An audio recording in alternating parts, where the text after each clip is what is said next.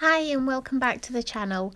So today I'm making a blood rose that I've been asked to do because my nails were just so lush, and as you can see I'm still wearing them.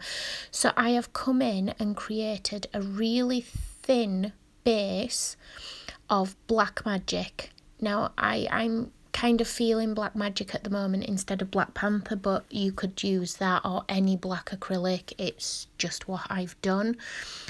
Now obviously I'm using Handy Dolly, so I haven't laid a clear base or anything because this is the sliding tip model.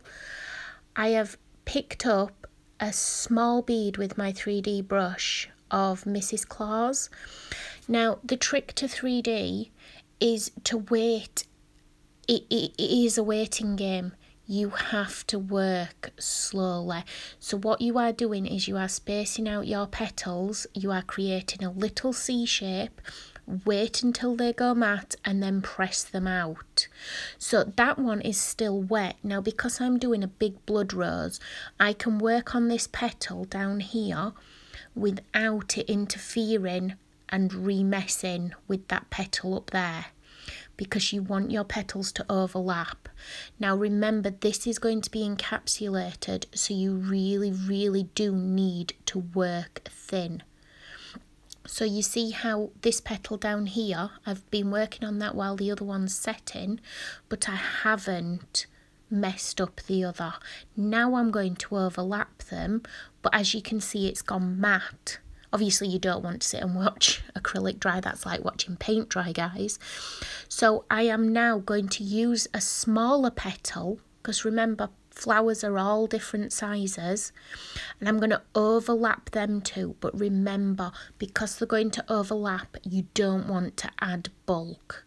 Now this is a slightly bigger petal, but remember I can still work on this because I'm working at the opposite end to where I've just worked.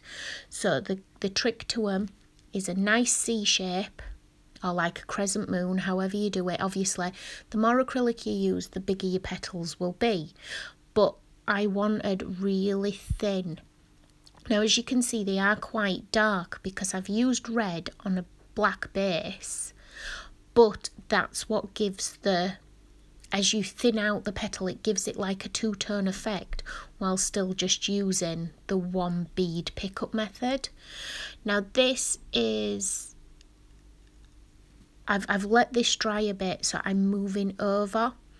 Because obviously I'm working really dark, I'm trying to get it so that you can actually see what I'm doing. I really hope you can actually see, because when you're in person it's so much easier, but I'm not sure if the video picked up what I was doing properly, so I do hope this helps. I'd love a thumbs up and a like if it has, or if the angles are bad, just let me know.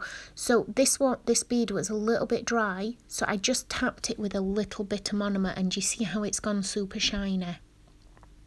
Right, did you see how I touched it and I could tell it wasn't ready? It is a waiting game. So I'm just creating a little swirl for my centre of my rose.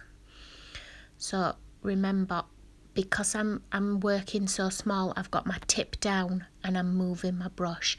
Now, I wet my flower with monomer before I cap it, and you really need to try and cap your whole rose in one go, because you don't want it separate beads, so there could be a blend line or anything if you can't smooth it out. Now when I'm capping a rose or 3D or anything like that, I do like to have my beads slightly wetter than I would on a natural nail plate, but that's just so that it make sure it goes in there, and I wet it so that I'm 100% sure there's going to be no dust or no specks. So obviously I filed it. It's not my normal filing routine when it's a Handy Dolly, but it is so beautiful. So I hope this has helped, and let me know if there's any other techniques you'd like to see how I personally do, because obviously, as always, everybody works differently. Thanks for watching, guys. Bye.